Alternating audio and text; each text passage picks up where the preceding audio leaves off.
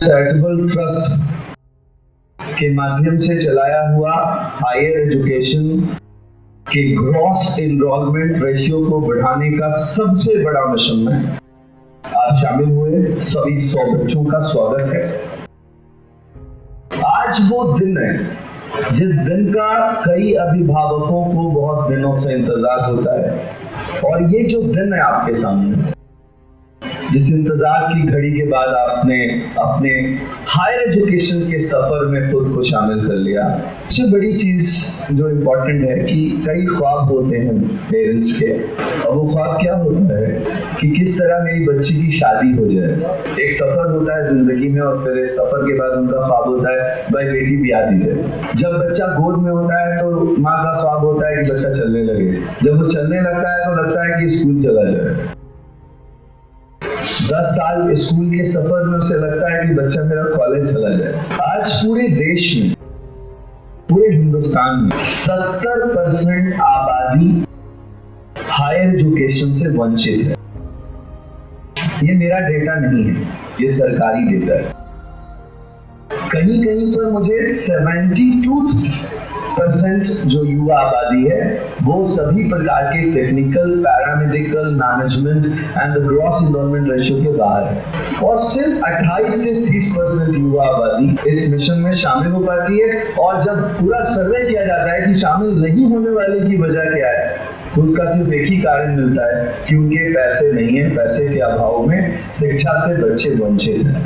आज आप उन सभी बाधाओं को तोड़ करके उस 30% में शामिल हो गए हैं। इसके लिए सबसे पहले मैं अपने ग्रुप की तरफ से, सभी मेंटर्स की तरफ से आपको मुबारकबाद देना चाहता हूँ, आपको शुभकामनाएं देना चाहता हूँ, और एक बात कहना चाहता हूँ। जिस उदाहरण से मैं आपको समझाना ये चाहता हूँ कि किस तरह इस देश में शिक्षा को चलाया जाता है। आपको मैं कहानी समझाता हूँ और आप उसको YouTube पर देख लीजिएगा। अपने गेस्ट को भी समझा रहा हूँ, और सभी अभिभावक और सभी बच्चों को और देश के सभी लोगों को, कि बहुत कम लोग जानते हैं कि दुनिया के कई कोनों से अंडमान निकोबार में कछुआ अंडा देने आता है। कम लोग ये बात जानते हैं। और जब कछुआ अंडा देने आता है तो कोई चाइना से आता है, कोई ब्राजील से आता है, कोई ऑस्ट्रेलिया का ब्रीड आता है, और एक आइलैंड पर आकर वो अंडा देता है। और वहां सरकार ने एक बहुत बड़ा कैंप लगाया।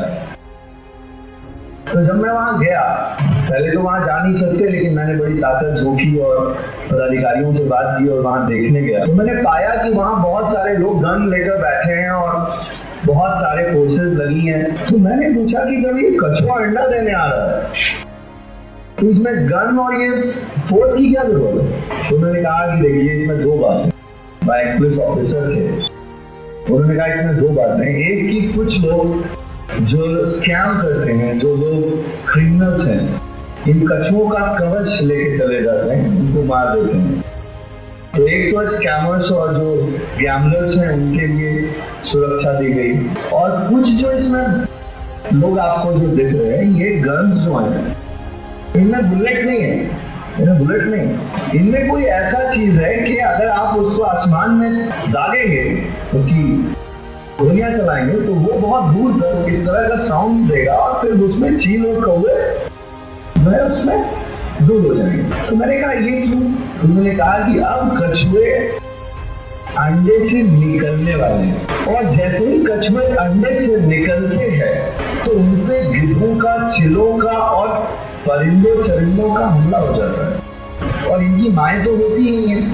दूसरी इसमें खास बात यह है कि जिसको भगवान पर विश्वास नहीं, जिसको अल्लाह पर विश्वास नहीं है, जो ईश्वर को नहीं मानता, वो सिर्फ इस कहानी से इस बात को विश्वास कर ले कि जो ऑस्ट्रेलिया और दूसरे मुल्कों से कछुआ अंडा देखने अंडमान निकोबार आया था, उसने शायद अपने अंडों से कह दिया था कि तुम ऑस्ट्रेलिया आ जाना, क्योंकि वो ब्रीड फिर ऑस्ट्रेलिया कैसे गया, और वो ब्रीड वहीं पाया जाता है। उसकी माँ गई, अंडा दी, और उसको मुर्गियों की तरह उस पर बैठी नहीं है, वो अंडा दी, उसको रेत के अंदर डाली और फिर चली। और इनकी माएँ नहीं है यहाँ पे, तो अब इनको पानी तक जाने से पहले ये आसमान में जो गिद्ध मंडराते हैं, हम लोग उनसे उनको बचा लेते हैं, पानी तक पहुंचा देते हैं।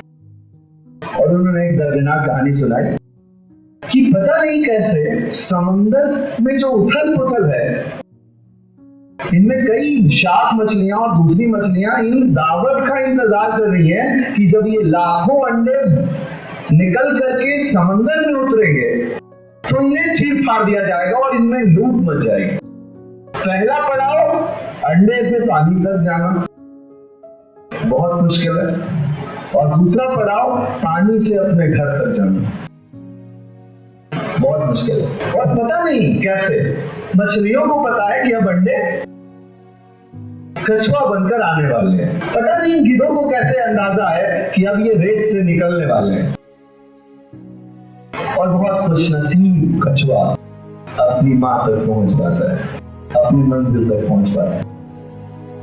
ये कहानी इस क्लास के लिए बहुत मायने रखती है। जैसे ही बच्चा 10वीं से अंडे से निकलता है, कोचिंग माफिया उस पर हमला कर देता है।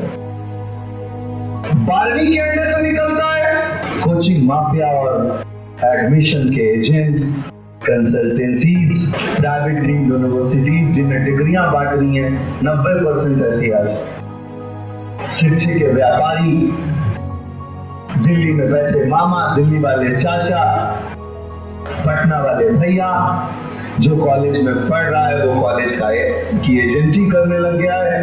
ये सभी एक्टिव हो जाते हैं। सबको पता होता है 10वीं और 12वीं के बच्चे का रिजल्ट आ गया है, और बहुत कम मासूम बच्चे, बहुत कम मासूम कछुए। आप समझ रही मैं किसके बारे में बात कर रहा हूँ? आपके बारे में।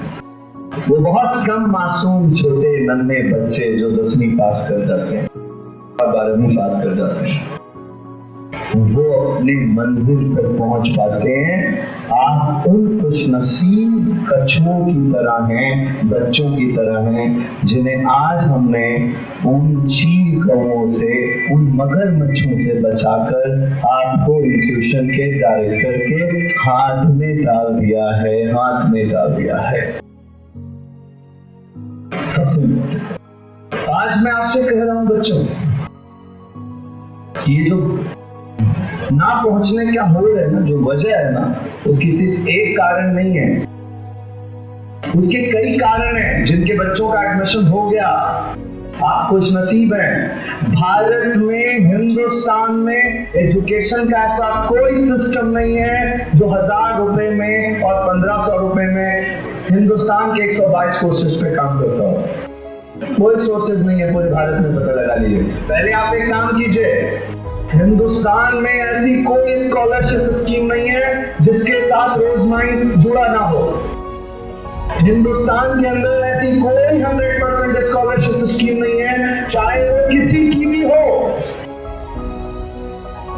जिसको रोजमाइन में उसका सदस्यता करके, उसके सदस्य बनकर, उसके मेंबर्स बनकर, उसके बोर्ड में शामिल होकर, एडवाइजरी काउंसिल में शामिल होकर उस पर काम नहीं किया हो। जानना चाहते हैं तो सिर्फ आप इतना कीजिए, आप उस ट्रस्ट का नाम लिखिए जो ट्रस्ट आपको यूट्यूब पे दिख रहा है, गूगल में दिख रहा है, इंस्टा में दिख रहा है, सोशल मीडिया में दिख रहा है। आप उसके साथ रोजमाइन लिख दीजिए, आपको दूध का दूध, पानी का पानी हो जाएगा। इसका मरकज यही है, सेंटर यही है जहां आप आज बैठे हो। तो सबसे पहले मैं आपको शुभकामनाओं के साथ साथ कि आज आप मंजिल के बहुत करीब हैं। पहले जब हमने फॉर्म भरा तो गांव में बैठे लोगों ने नेगेटिविटी फैलाई कि ये तो हो ही नहीं सकता। फिर हमने आपको काउंसलिंग में बुलाया, आपको सारी एडमिशंस के प्रोसेस बताए। उन्होंने कहा ये तो हो ही नहीं सकता, जो लेटर आपको मिला, बाउंड जो मिला, ये तो हो ही नहीं सकता। भाई जाकर उनके मुंह पे कालिक पोत देना। मैंने आपको जो लेटर दिया, जो एडमिशंस दिए, जो एग्रीमेंट दिया, वो इंस्टीट्यूशन कोई छोटा नहीं है। NBA एक्रेडिटेड इंस्टीट्यूशन है, NAAC एक्रेडिटेशन इंस्टीट्यूशन है, NIRF एक्रेडिटेड इंस्टीट्यूशन है। ऐसे इंस्टीट्यूशंस में हमने एडमिशन दिए। और आज जो आप बैठे हैं जिस इंस्टीट्यूशन के छात्र, वो एक एनबीए एक्रीडिएशन कॉलेज है, नेशनल बोर्ड ऑफ एक्रीडिएशन है उसका, और उसके एडमिशन के सबसे कोर मेंबर जिन्होंने 20 साल इंस्टीट्यूशन को दिया है, हमारे बीच बैठे हैं। इनका जोरदार तालियों से स्वागत करें। और ये आपके सामने आज कह देंगे कि जो लेटर मिला है वो सत्य है कि नहीं, जो लेटर मिला है वो जायज है कि नहीं, जो आपको रसीद मिली है वो पैसे इन तक पहुंचे कि नहीं। शिक्षा माफियाओं के कलेजे पर सांप लौट रहा है कि कैसे गरीब का बेटा बेटी पढ़ रहा है। शिक्षा माफिया परेशान है, उनकी दुकानें खतरे में हैं। कोचिंग माफिया परेशान है कि अगर अवैध संबल की ये मुहिम गांव के हर घर तक पहुंच गई कि 10वीं के बाद इंजीनियरिंग करने के लिए कोई जेई की जरूरत नहीं है, 12वीं के बाद कोई जेई की जरूरत नहीं है, पैरामेडिकल करने के लिए कोई नीट की जरूरत नहीं है। 122 कोर्सेज में जो कहानियां मैं लोगों तक पहुंचा रहा हूं, 25 लाख लोग नीट दे रहे हैं, 1,06,034 बच्चे उसमें सेलेक्ट होंगे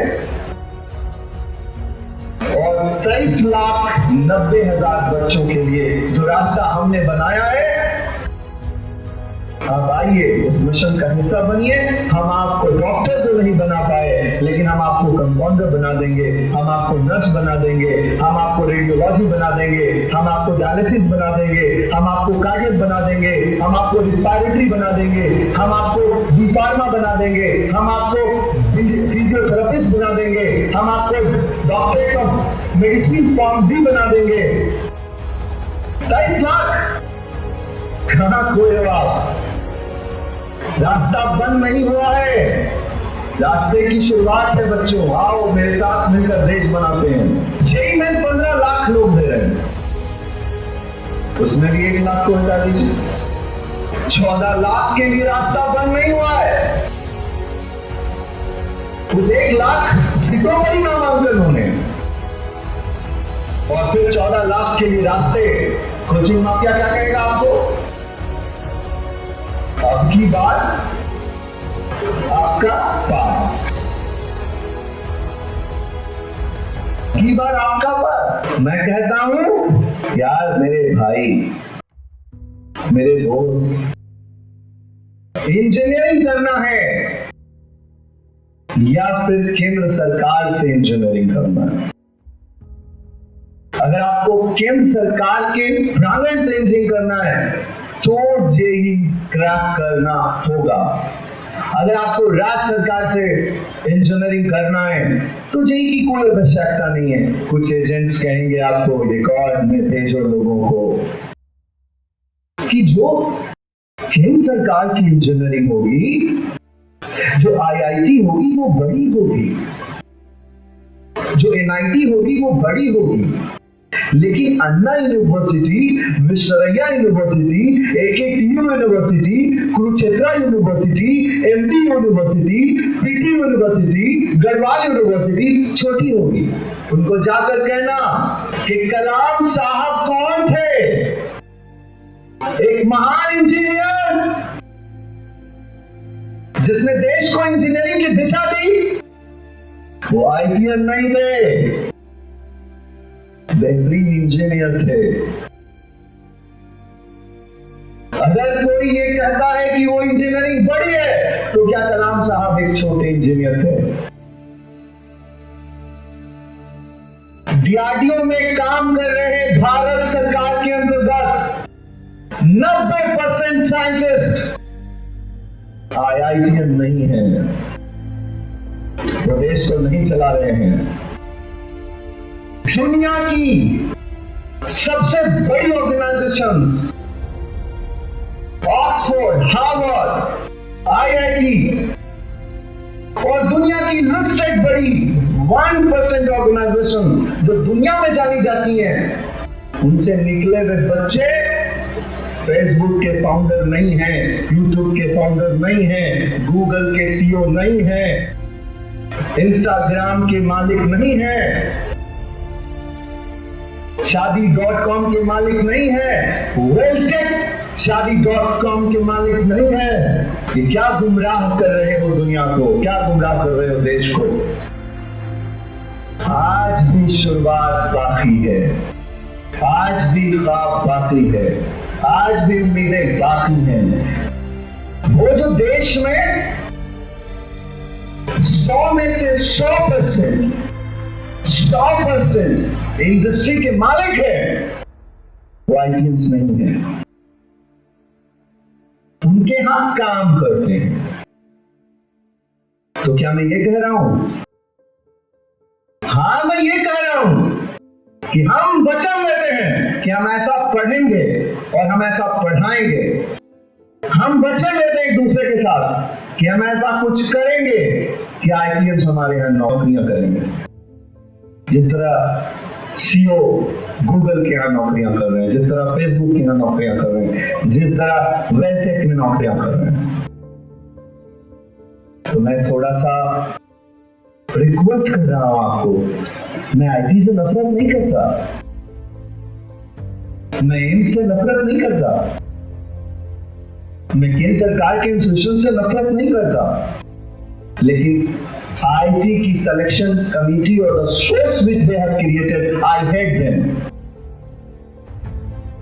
मैं उनसे नफरत करता हूं। मैं उनसे नफरत करता हूं जो तरीके जो संस्थानों में दाखिले के लिए बनाए गए।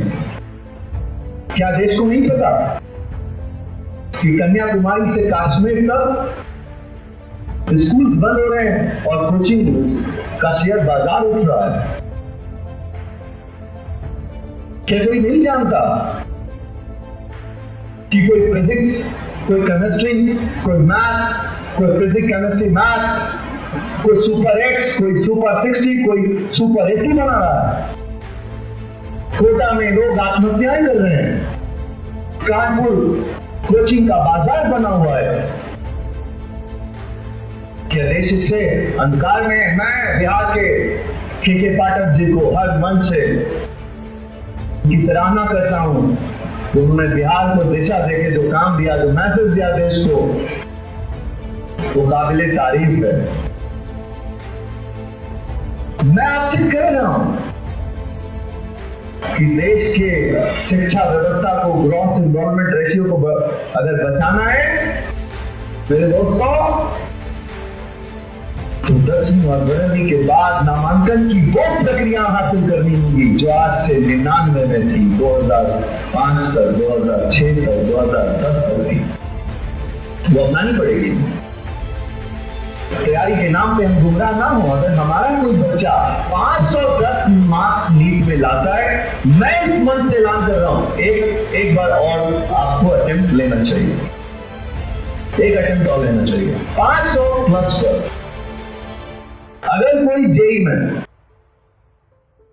आपने एडवांस को रीच कर लिया है, आप उन 14 लाख में से 2 लाख कैंडिडेट हैं जिसने एडवांस का मेंबर बनके एडवांस में अपने आप को शामिल कर लिया है, आप एक अटेम्प्ट लीजिए। लेकिन गुमराह वो लोग हैं जिनका 1 लाख, जिनका 2 लाख, जिनका 3 लाख, जिनका 4 लाख, जिनका 10 लाख रैंक आया है, जिनका 12 लाख रैंक आया है, वो कहते हैं मैं एक बार और तैयारी करूंगा। जिन्होंने नीट में 400 मार्क्स लाए हैं, 450 लाए हैं, 490 लाए हैं, 500 लाए हैं, वो कहते हैं मैं फिर से तैयारी करूंगा। आप कोसों दूर हैं।